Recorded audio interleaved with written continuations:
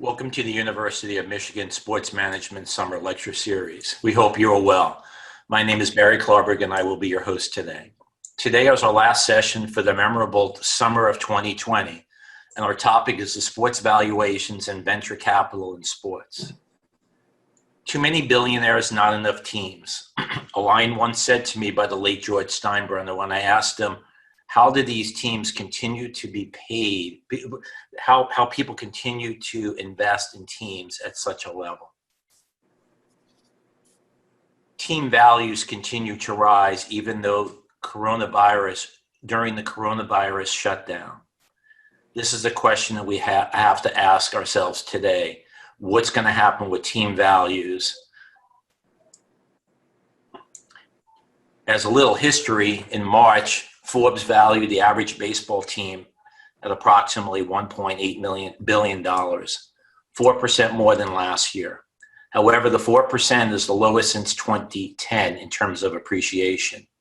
That said, the Yankees' value increased per Forbes approximately 9% over last year to over $5 billion. NBA values are set to nearly increase over sixfold over the past decade, and for the first time in history, the average NBA team is worth more than $2 billion, up by 14% over last year. Forbes this year will also reveal that their NHL values and the New York Rangers maintain the number one spot on the list for the fifth consecutive year, worth approximately $1.65 billion. The average value of each NHL team rose 6% over the past season to $667 million. And finally, Forbes valued Dallas Cowboys at $5.5 billion, a 10% increase value in the year. However, based on COVID, the MLS has delayed 3 expansion teams due to the virus, and the NHL delayed the Seattle franchise for a year. ESPN has reported that losses during COVID in the world of sports will exceed $12 billion before we see the effects of college football and pro football this fall. Today, we're happy to welcome Chuck Baker, Basil Iwanyk, and Julie Uhrman. Chuck Baker is the co-chair of the O'Melveny Sports Industry Group, a law firm in the United States or around the world for that matter. Chuck's corporate practice encompasses mergers and acquisitions, private equity, and venture capital in sports. Basil is an American film producer. He is the founder of the Thunder Roads Group and Game One, specializing in sports. He is most known for the movies Sicario, The Town, and my favorite, the John Wick franchise. His films have earned more than $3 billion internationally. And Julie Uhrman is an entrepreneur and co-founder and the president of City Angel FC, the new women's soccer league expansion team. Let's take a look at this chart. Kate, if you can put up the chart for the group. Yep, putting it up now.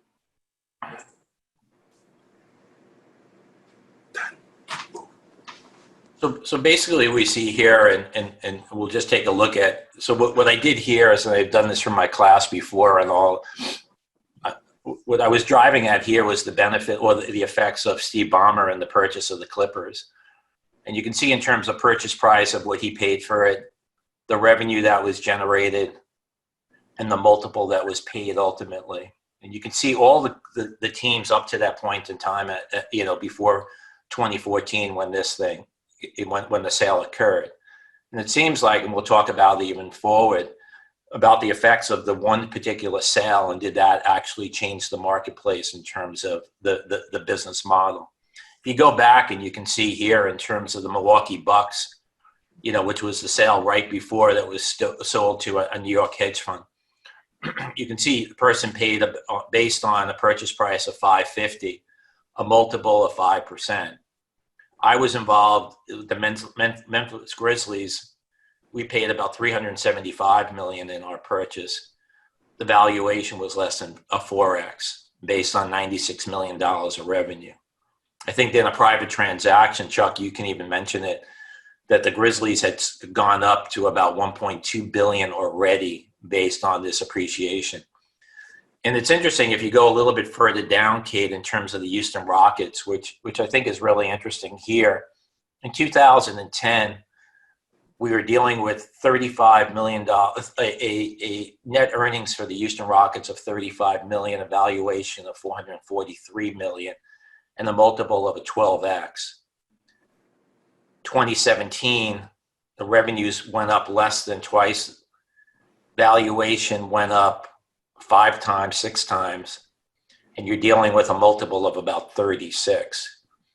I just don't understand. I mean, listen, economics are economics, but there's got to be a reason. I don't know if it's ego-driven, and we'll get into this.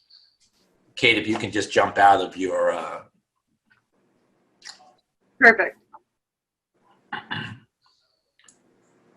So let me get to Chuck right away. What's going on here? I mean, you're a person that spent an awful lot of time in this space and all for, I don't know, you can tell me 20 some odd years. And or is there a likelihood that they're going to continue, you think, in your mind, or is there going to be basically a reset in the marketplace today? So it's a great question, Barry. And first off, thanks for asking me to join your class today. It's always a treat with you guys, and obviously doing it remote, which is a little more challenging. But happy to be here and to join both Julie and Basil as well, two folks that we're working with and whom I've really come to know and admire with what they're doing. Will there be a reset and what's going on here? So let me address the second one first. I think while the numbers and the multiples are a bit difficult to swallow, I think what it really reflects is a strong sense of confidence that investments in U.S. And we can talk internationally as well, but in U.S. professional sport franchises will continue to return significantly above most other asset classes as they have going forward. And you've been focusing on the NBA, so we can start there. I mean, by way of example, the NBA over the last 20 years has had a compound annual growth rate in excess of 12%, closer to 13. S&P is about 3. The NASDAQ is about 5. And so you can see, over 20 full years, including well before the Bomber Clippers transaction, those teams in the NBA have yielded incredible returns, and it's not any different in any of the other, let's call them the other big 4 leagues, including MLS. In fact, MLS is even higher than any of them. MLS, with their growth, with the popularity of soccer in this country, both men's and women's, has exceeded 20% in terms of a compound annual growth rate over that same period of time.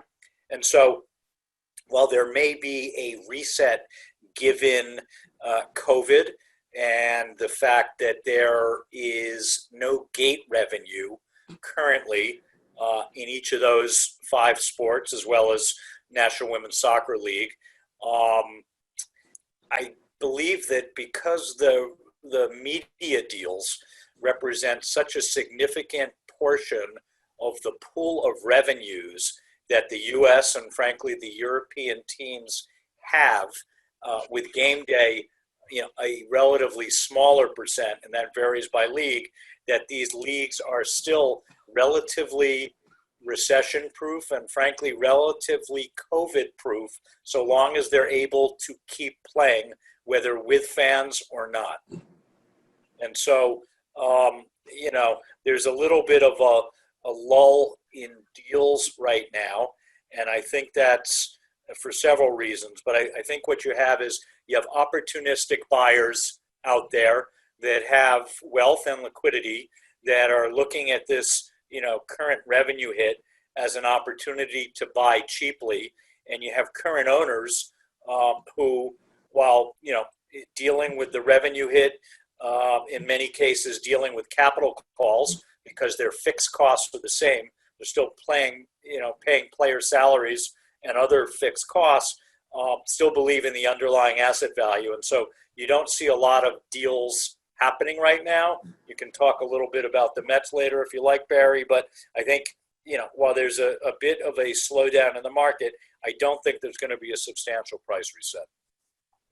That's fair. Listen, we will talk about the Mets. I left the last half hour to grill you on the Mets and all today. So, listen, your buyers are typically the liquid billionaires. The sellers today are the illiquid billionaires. They're looking for liquidity. I mean, it's no secret that what you're seeing is a lot of people with their net worth, the Richardson family, even the Wilpons, I don't have the specifics, but I got to figure that the most recent sales that you were involved in, the majority of the family's net worth was locked into the value of a team. The people who you represent today are the complete opposite. They're not looking to take their last penny and roll it in there. I'm sure David Tepper has a lot more than the 2-point-some-odd billion that he rolled into a team. Steve Ross the same way as the person that you represent and we're fond of at Michigan and all. But is it ego driven? I mean, listen, I can talk all day. We can talk all day about this. If every time I have, let's say, a hedge fund or a person with an investment eye looking at something like this, their first thing is they say, Barry, what's the rate of return on an annual basis? I say, cash on cash. They go, yes. I go, 0. They said, well, why would we pay so much money for it? I said, you probably not meant to pay this. And private equity is not meant to pay this. And we can talk later in this session about these private equity groups that are coming in there. And I've had conversations with a lot of them. And they said, well, this is going to be the greatest thing. Look at the value. Look at the growth. I said, you're forgetting one thing. This is about ego. People are putting a check up for hundreds of millions of dollars because they want to be walked. It's access. I learned access when I was managing the boy band in Sync. I had every friend in the world. Everybody wanted to touch, feel, and be with the boys and all. And I realized that was ego driven, not my ego driven, but other people's ego driven. They're doing that. So I hear all the returns, and I hear that this is a great marketplace in terms of investment or to investor dollars. But you got to know the fact that this money is not going to come out to you pretty regularly. It's going to be, I handle a number of team owners as clients and all. They're not getting distributions, unless you own a network, you do something different and all. But I guess, I thought about the case that you had with David Tepper, and I know where Allen and Company was running that, those numbers and all, they basically said, like, they were asking for a lot more than you paid. Was it finally like, okay, guys, just stop it, and we're not going anymore? Because I know there's monies that, will it's not an endless stream that people will pay, and there has to be some. When you're in the negotiation, here's a question: is when is enough that Allen and Company is asking for these assets? So a lot of questions there. Let me try to slice the onion a little bit. So yeah, there is at some point an upper limit. And you're right, Barry, these assets typically don't cash flow. That said, most of the NFL teams make money, so they do cash flow. And while the owners may not be distributing that cash, or many of them may not be, some of them frankly are, they are making money. And so you can use, typical valuation metrics, the ones that you teach in your classes, and comparables to determine value. The other thing you have is a scarcity value. If you look at, just take the 5 major leagues in the U.S., which average, 30 teams each, that's 150 teams. And so, MLS has expanded a lot recently, but I think, that's going to come to an end, now or soon. None of the other leagues are expanding quickly. The NHL recently did Las Vegas and Seattle, but For the most part, they're not expanding, in part because the current owners don't want to divide the pie any further. And so what you have that's so spectacular in this country, as much as we talk about how much athletes are making, frankly, they're significantly underpaid based on what their value might be in a free market, okay? Because we have collective bargaining and revenue sharing, the teams all share with certain limitations and exceptions, like in Major League Baseball. They share the collective pie. And so as much as these players are making, they're only sharing, X percentage of the total revenue, and therefore the rest of it is going into the owner's pockets. So with the scarcity value, the limited number of teams, and with collective bargaining and revenue sharing, I don't think there's any real end in sight in terms of the accretion. The other factor that we touched on that I think continues to contribute to that is the thirst for live sports. We see it during COVID. We see, people watching Netflix and HBO documentaries on, Michael Jordan or whomever, just to get, a taste of sports. Now that the NBA tournament is back, and it's a treat. It's not on behind me at the moment because it doesn't start for another 30 minutes.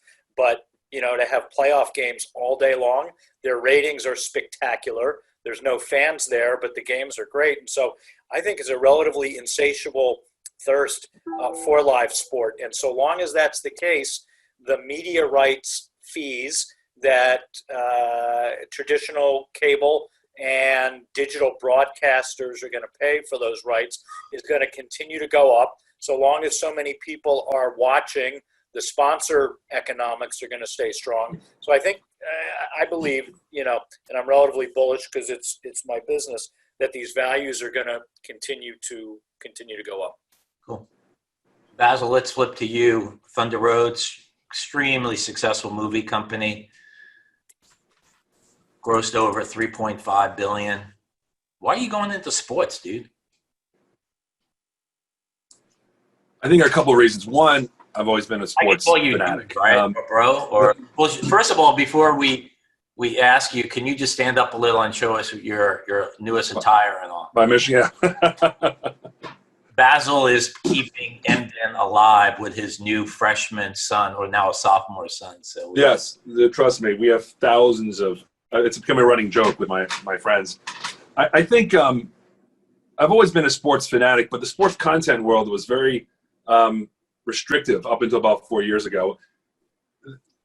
There were only really 4 buyers of sports content: HBO, Showtime, ESPN, and Fox. And if you remember, there used to be 5 or 6 great sports movies a year, and they disappeared. Why? Because sports movies have no foreign value, which is a big engine of box office now. But the DVD numbers were so over-indexed that would balance out the deficit in foreign. When the DVD market collapsed, no one on this call, except for probably the 4 of us, even own a DVD or have ever bought one. But once the DVD business collapsed, there was nothing to balance out the deficit, so sports movies stopped. But a lot has changed in the last 3 years. In fact, it's the most dramatic 3-year change in sports content in its history. Now there are 45 sports buyers. It's Hulu, Netflix, Amazon, Apple. It's all the regional sports networks. It's all the digital platforms, all the streamers, HBO Max, Peacock, Disney Plus. Not only are they buying sports content, they're making sports movies. And I think that it changed so dramatically overnight that there's actually now kind of a gold rush for sports content from these places. And they're spending an enormous amount of money because competition is good. So I think that, for me, I've always been kind of hovering and trying to figure out a way into the sports content business. It just never made sense. Now it makes sense. And the other thing that's happened, which Chuck touched upon, is COVID, where I think it kind of underlined for everybody, whether you're a team, a league, an athlete, just how important content is to your narrative and just how little good sports content is out there. And I think that the Michael Jordan documentary is whetted people's appetite. And I think that I'm not saying there's going to be another COVID or any of this other nonsense in the next 3 years, hopefully. But I think that people are realizing just what a hole there is to fill. And so, yes, I went kind of at first more emotionally, like, okay, I want to do some sports stuff and I want to meet guys like Barry and Chuck and get free tickets. And then it evolved to, oh my God, this is actually, I think, a bigger growth business. I know for a fact it's a bigger growth business than the conventional film and television business right now. What you're doing at Game One, then? Give us a little synopsis. So we partner with teams, leagues, and athletes and do all their content or a majority of their content. And it's content that exists on the primary stations like the Hulu, Netflix, Amazons, the HBOs, the ESPNs. Every team and a lot of athletes have their own stuff that's on their websites or even on their regional sports networks. We're trying to do things a bit larger. And the way we're doing that is we're the bridge between showbiz, writers, directors, actors, and actresses, and the sports world. And the way that I look at teams like Julie's team, which she's about to talk about, or athletes or leagues, I look at them as IP. And IP kind of drives the world now in showbiz. Everyone wants IP, much more so than movie stars. And I think that a lot of these, especially teams, are punching below their weight. They don't realize just the power and the scope and the breadth they have of their influence. And so for us, we're trying to, manifest that through that influence in the content space. So that's the difference. The big differences between Game One and Thunder Road, frankly, is in the conventional film and television business, it's mostly scripted. That really drives the business is, scripted films and television. In sports, it's definitely unscripted, much more so than scripted. And it's much more immediate. People want to see something on a Tuesday, want to hear about it that next week. So it's smaller bits. The expenditure isn't as large. You're not spending $150 million on a sports movie. But you have to be incredibly nimble and incredibly adept to catch up and to keep up with all the barrage of sports that's now coming upon us as the world's opening up. You mentioned the Michael Jordan doc and the Bulls doc. I mean, that got us through the beginning of COVID. I mean, that was something that everybody was drawn to. It was exciting. It was interesting. And you know what? I don't know if they planned it around that, but it was a good opportune time, and it proved that you were right and all. I just came back from lunch. I'm in the city right now. At the end of my street in Kips Bay is a Regal Theater. Is that becoming an Amazon store soon, or what's the story with that? Yeah, it is.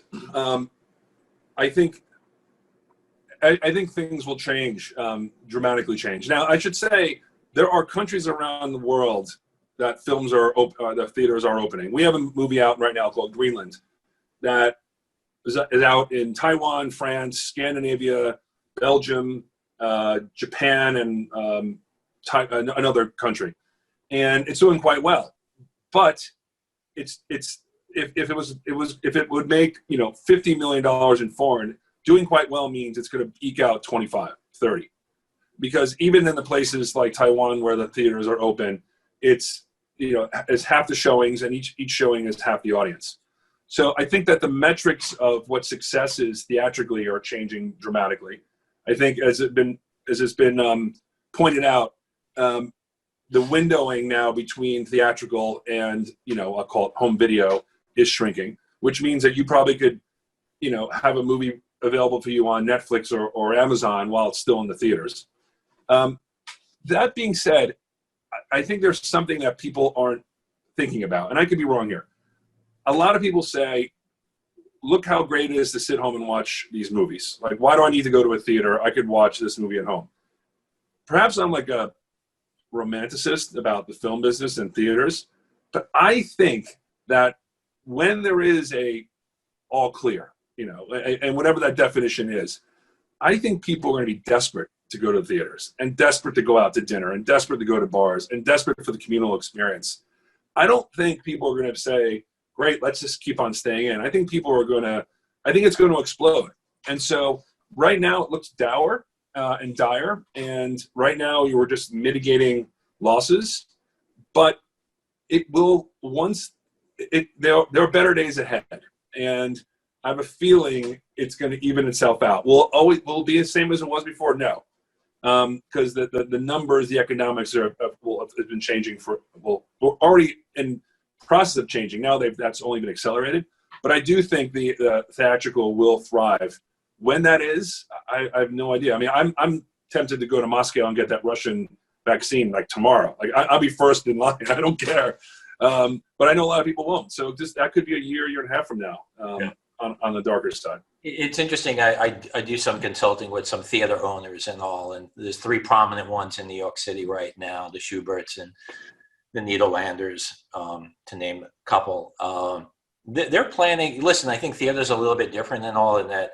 Listen, we're both larger individuals and all. We go to a theater, we're like, this is not working. Like everybody's crunched together on top of each other. It's not good, right? It's just not. It's not. I have to trade like 5 sporting events for one theater at the end of the day. But I get it though. But they're thinking that they asked a question about the medical scientists and all, and they said, when will we return back to where we were in January of 2020? And this is the theatrical world, and they said you're at least talking about 2 to 5 years before it goes back to normal. But that's different. I think in theaters, they can make things work a little bit different. It's very rare I walk into a theater, because think about it. If you show John Wick 4 in a theater, you can be showing it 10 times a day. It's not packed and all like that. No. So I think you're right. I think the theaters are going to eventually come back and all. And before I forget, Chuck had asked. He just wrote me a note. Can he be in John Wick 4, and can he be killed in the opening scene? Not the opening, but somewhere down the road, absolutely. Okay, good. So Chuck, I did get you a job. Julie, it's great to have you, and thank you. And it was funny though, we got introduced not by anybody on this panel, but called Julie right away. I'm like, what is going on here? I'm a guy I think was in the know, and I had no idea what was going on. I think you're on such a gold mine right here in terms of women's sports and women's soccer. I think I'm betting on you right now. You're an innovator. You love expand off the norm and all.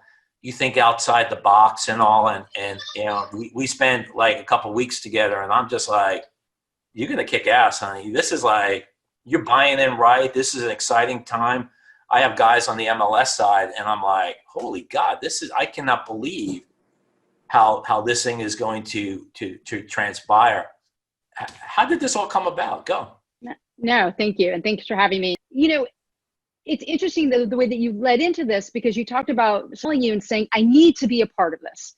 And that's what really differentiated us from the beginning, because it wasn't, we were building a sports team. We were building a sports franchise. We were bringing women's soccer to Los Angeles. In fact, we're doing all of those things, but the way that we have built this business and this organization is that we're building a platform where soccer is an expression of that. And that platform is a place where mission and capital can coexist. And seeing that it was part of our goal from day one to, set higher expectations on and off the field, to show up in our community day one, to use sports as a way to have positive impact in brown and black communities that are underserved or underdeveloped. There was something bigger about associating with Angel City and then ultimately Angel City Football Club. And so earlier when you asked Chuck about, is it ego and is it access?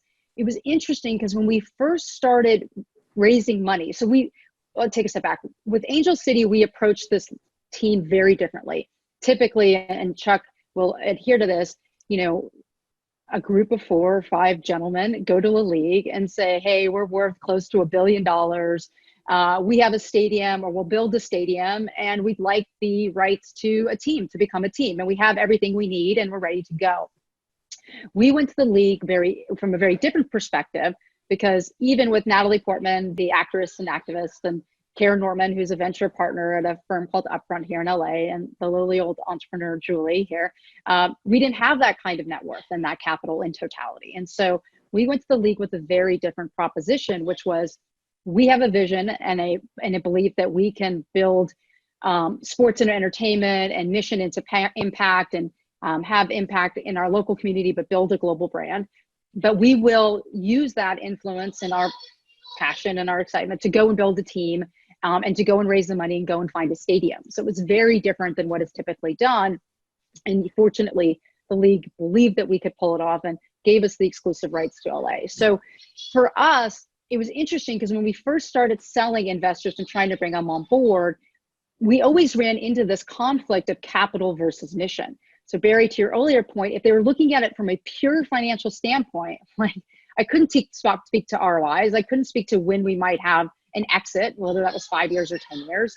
You know, the league is still very young. It's only going into it's in its 9th year right now.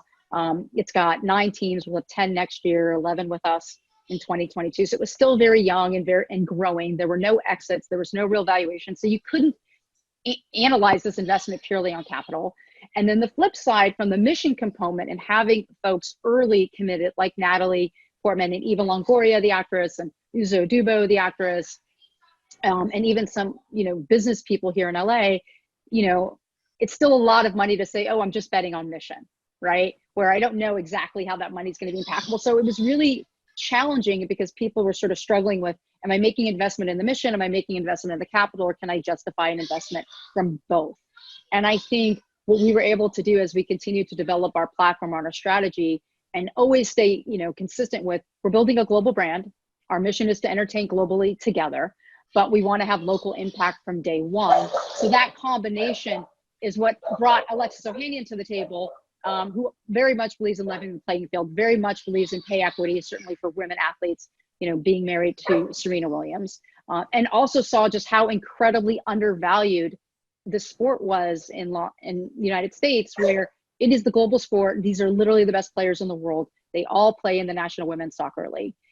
It just picked up coverage on CBS and Twitch.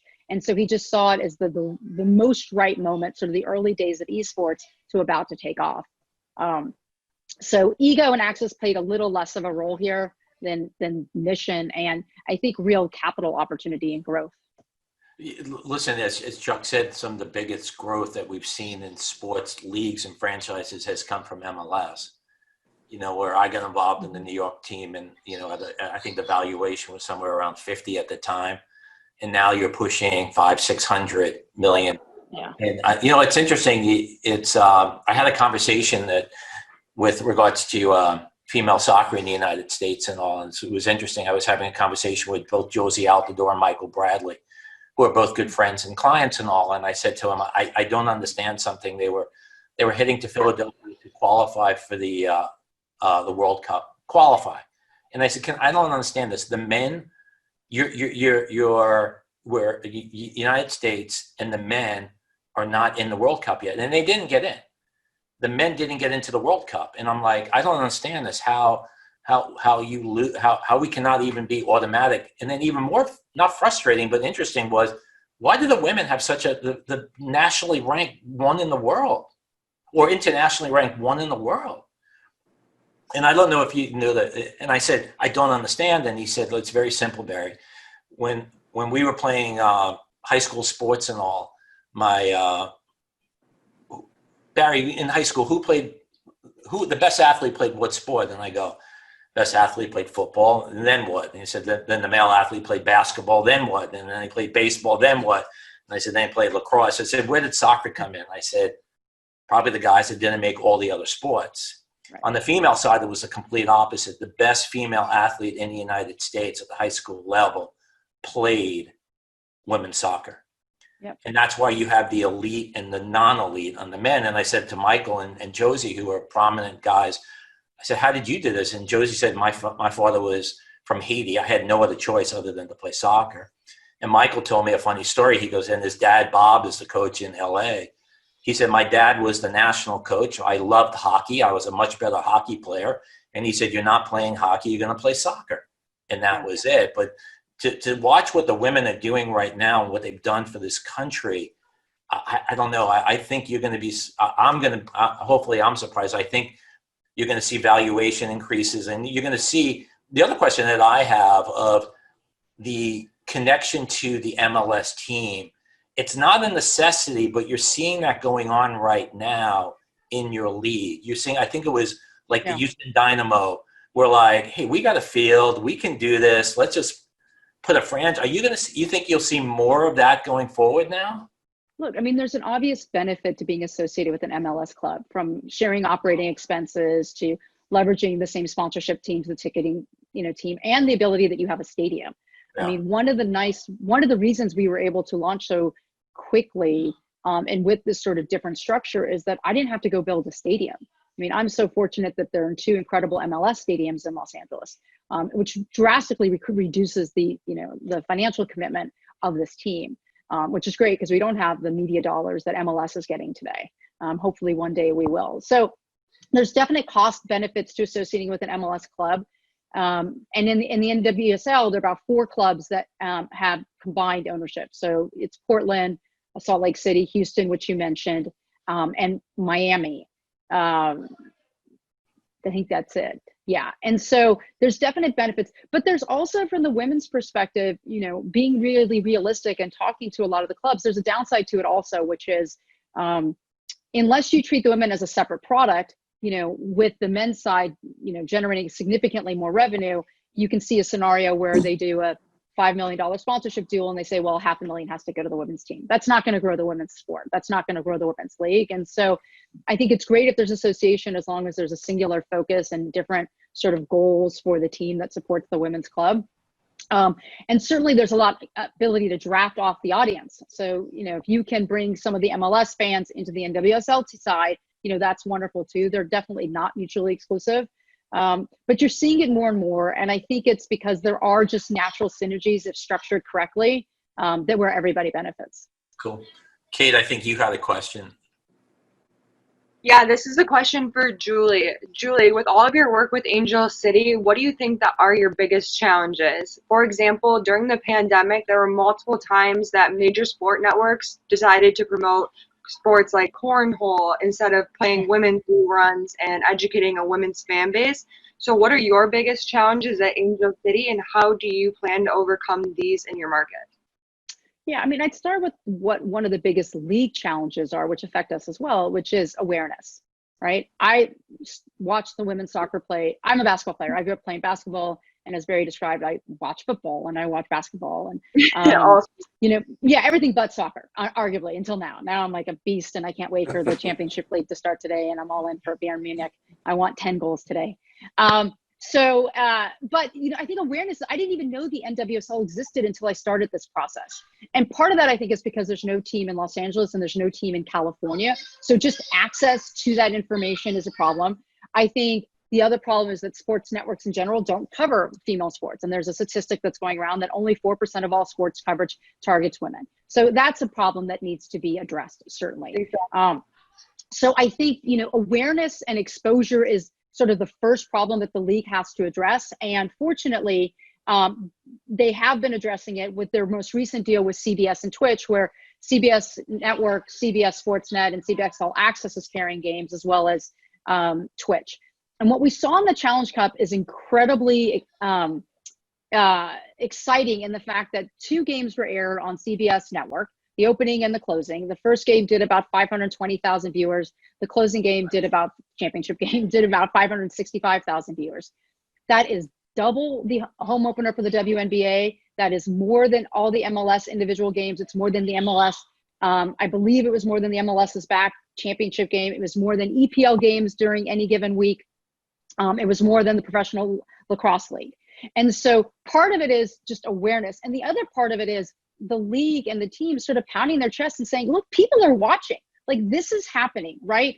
And then getting those sponsors in to understand it, and not underselling yourself and not asking for a handout, and saying, no, like, we've got the best players in the world. And that's the other thing, which is both a challenge and an opportunity, is you have these players that are truly cultural icons. They have transcended the typical sports franchise IP. They, there was a report yesterday about the top 10 highest paid athletes, and 8 of the top 10 were tennis players. Serena Williams, one of our owners, was number 2, but number 10 on the list is Alex Morgan. And they're saying her net worth was north of $4 million. And that's because they have their icons and their brands, and they have their own platforms, and they have their own missions.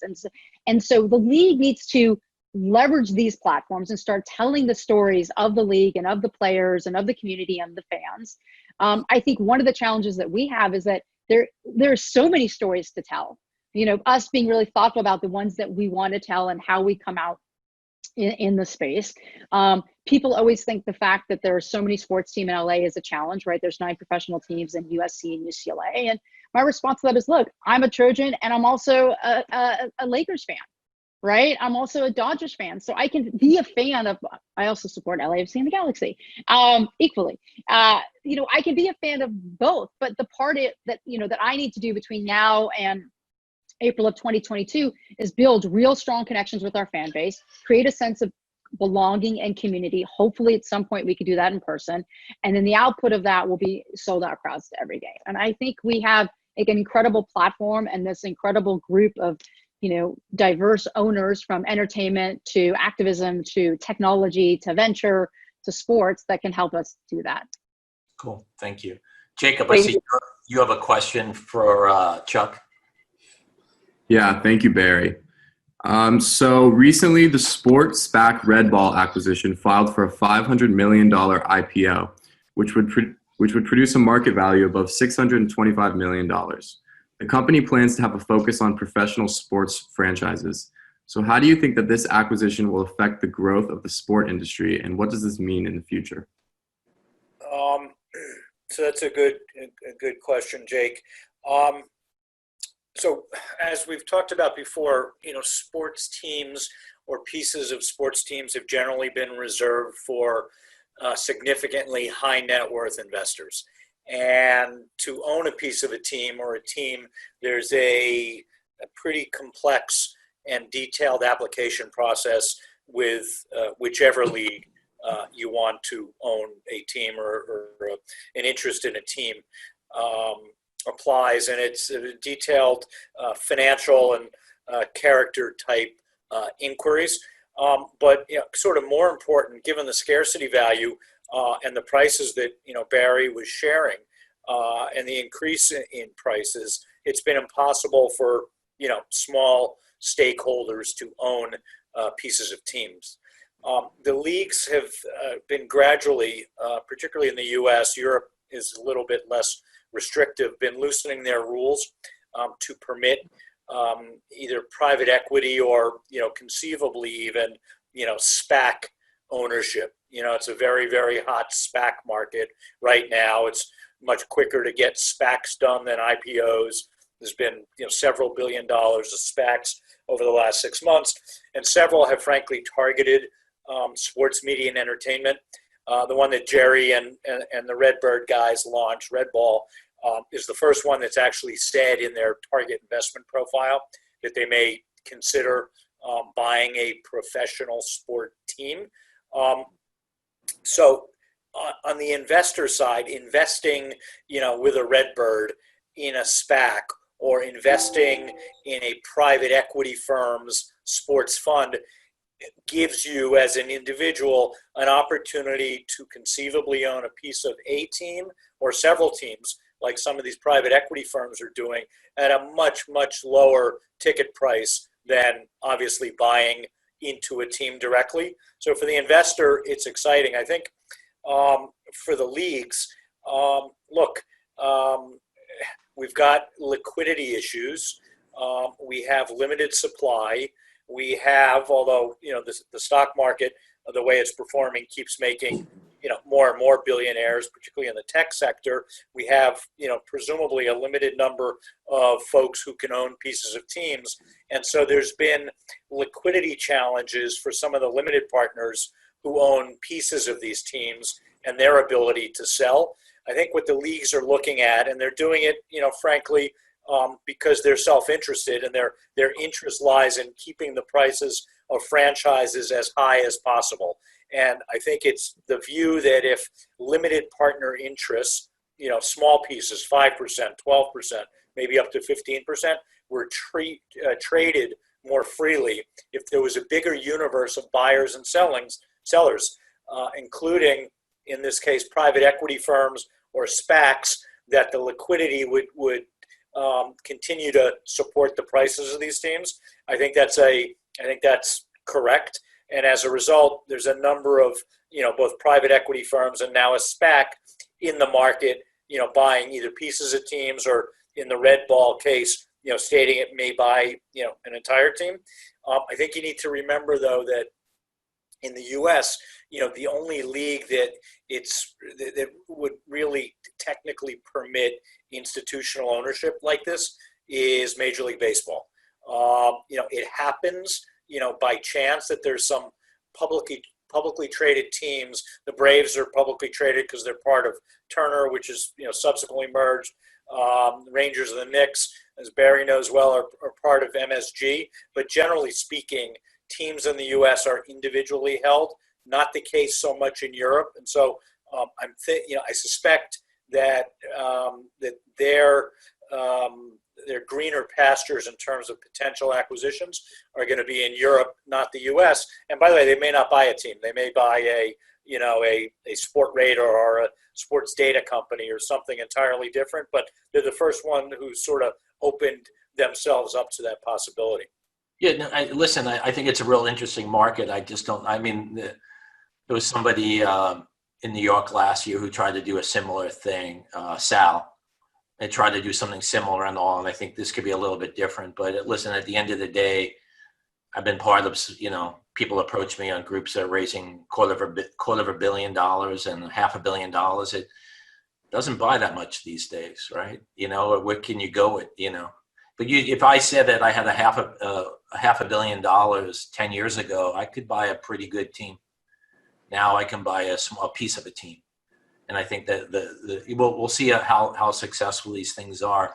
There was a question that somebody asked in the audience right now: if games are being cut by the virus, the COVID, or media contracts, you said, are driving the valuations and all. Isn't the CBS's, the ESPN's going to wake up and says, guys, we don't have as many games as you think we have. We have 60 baseball games right now.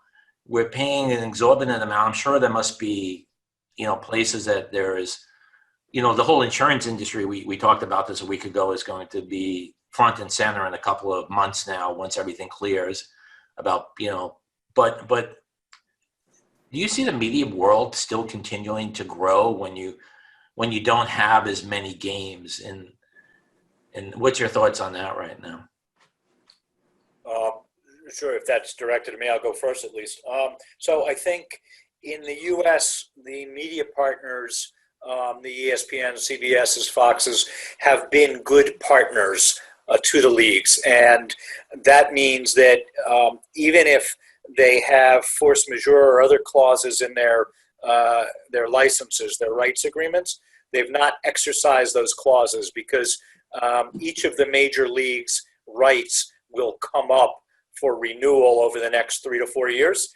And with the exception of basketball, which runs a little longer, they don't want to be seen as the one partner that deserted the league when the chips were down and refused to make payments.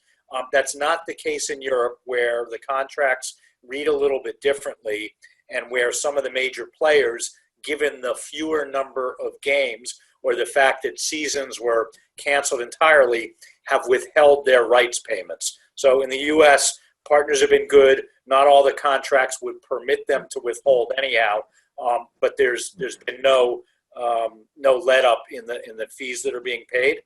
I think that we're not going to see lower fees. We may just see a different distribution over time as more and more people move from linear to digital and consume their content. And both Basil and Julie can speak to this, given Game One's launch and what Angel City is taking advantage of.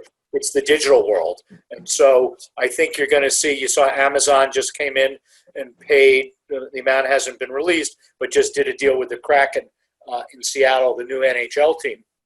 It's the second sport content play Amazon has made specifically with a team. And so I think you're going to continue to see some of the FANG players, some of the digitals creeping into the linear ecosystem as more and more people are consuming their content that way. But I don't think you're going to see a lessening or a lowering of the rights fees being paid. I don't know if Basil or Julie have a different view on that. I think and I think this applies to the film business as well and television business. I think everybody's kind of punted this one cycle of business. I think they all realize, okay, everyone's affected.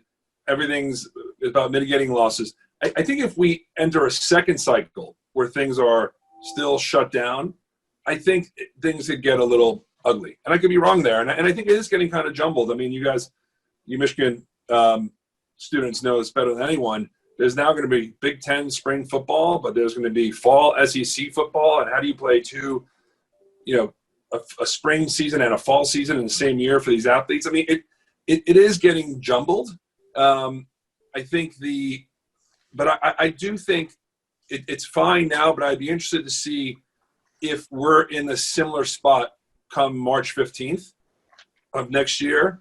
I don't know if things will stay the course or could stay the course in terms of these media rights deals. And again, I could be completely wrong there. But if there's another stretch where we don't have March Madness, and I just can't imagine people saying, okay, let's just wait until we figure this out. Well, I think you're right. I think we have a pass. We got to pass a COVID pass in the beginning. And listen, people were concerned about, health, well-being, all the bit. And then, now everybody's trying to push things back and all. And you can see that, universities are just changing on the fly right now. I think, Michigan State just said that we're all online right now. They just said, no, and a lot of states, or a lot of universities are changing based on what they're learning from COVID and all right now. But I think you're right, though. I think it's a short-term effect to these valuations and the rights. But I think eventually, if this thing continues, then it's going to have a lasting effect. We have a couple minutes left, and I just wanted. I just wanted to say two things. One thing is you have to remember that these networks need sports, right? It's the only thing right now that differentiates them from all the other content. Yeah. Having these packages, so keeping people on network television, keeping cable. The number one reason that they give to keep cable is live sports and live news, right? And you can argue live news you can get from Twitter today.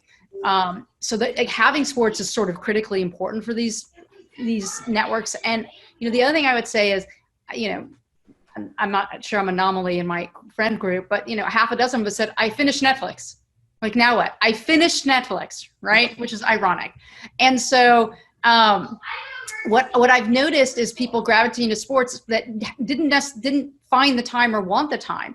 And to Basil's part, like, I am completely obsessed. I've told all of you this. I'm completely obsessed with Formula One. I love Formula One. I'm a Pacific Coast, right? I wake up at 5:55 every Sunday to watch Formula One and text with Chuck. And the reason for that is because I watched Drive to Survive on Netflix, and it taught me about the sport, and it taught me who the drivers were, and it taught me about the teams, and I'm now a new fan. And I think when Basil starts creating more sports content, it's going to develop more fans, and I think it's going to make those rights even more valuable. Even recently with MLB, it talked about the ratings were up, and it was specifically up around younger viewers, which has always been the challenge with MLB, is that it keeps aging and aging up and out. And so this is just a unique opportunity where I think new people will start entering the market that ultimately will continue to make these sports deals more valuable. As valuable as they are today, I have no idea. Ad dollars where they are today, I have no idea. But I don't think the value of them is going to decrease. I think it might even increase. That's certainly helpful. We have a couple minutes left, and I just wanted to go back to Chuck on something he brought up regarding the New York Mets. What's the update? Yes. That's Basil. He's Yeah. a bigger Mets fan than probably anybody else on this call. So the only thing I got out of Chuck is he represents one of, I can say this because, we're not talking, Chuck represents one of two groups. And tell me, what do you think is going to happen here? I'm going to ask Basil. I think it's going to be Steve Cohen, and I pray for Steve Cohen. I never thought I would actually say that sentence, but I hope to God it's Steve Cohen, and I hope he's in a mood to write checks once he's there. Hey, Barry, quick question. What percentage, really quick, I know we have no time, what percentage do you think of major league teams actually turn an annual profit pre-COVID? Because I know a lot of it's about how much the Wilpons are going to lose this year, how much what percentage of teams do you think are actually profitable? Well, I have confidentially things that I can't talk to, but I can tell you this though. It's a very interesting question, and I can tell you this is that in the upcoming CBA, Major League Baseball, probably one of the biggest things they're going to answer the question is with the luxury tax. If it continues to be a luxury tax and not to be a rev share, with the luxury tax, the issue that we're having right now is if I look at I have a friend who's a minority owner. I have a small stake in the Yankees. He's got a small stake in Pittsburgh Pirates.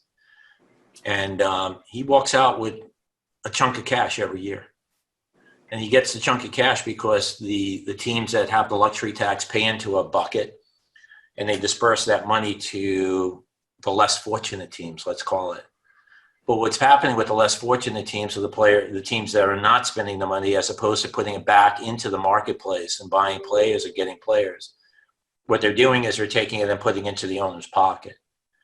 So I would say the majority of the teams that you're dealing with in let's say the majors, are I'm sure they're doing fine, but they're spending their money. And you talk about the Mets who, like you said, is reported losing, tens of millions of dollars and all, but they have a network that makes money.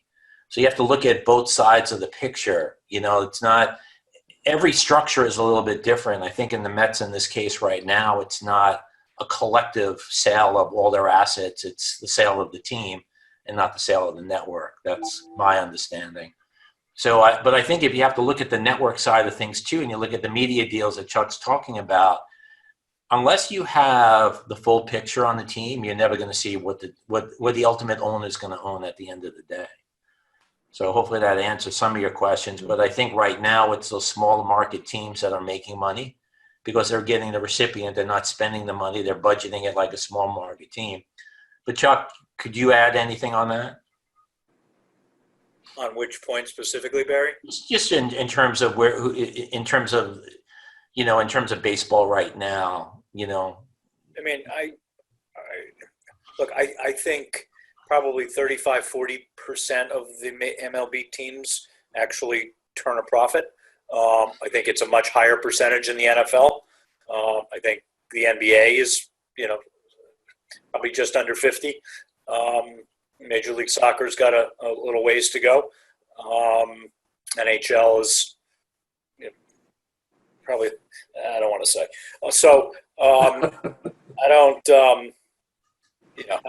I think people are not necessarily buying these, as we've shared earlier, Basil, for cash on cash or to turn a profit right away, but they certainly appreciate quickly. And so long as folks like you are, developing this compelling content, I think, it's going to continue to produce even more fans.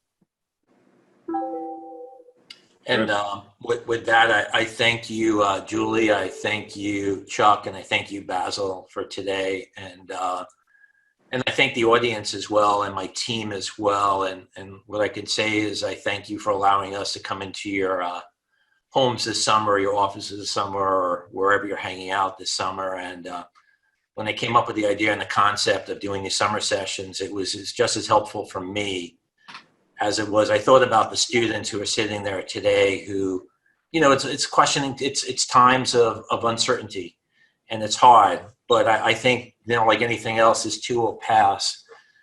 But I can tell you this, preparing for this helped us as a team on a week-by-week basis, and it got us through a pretty difficult summer for all of us.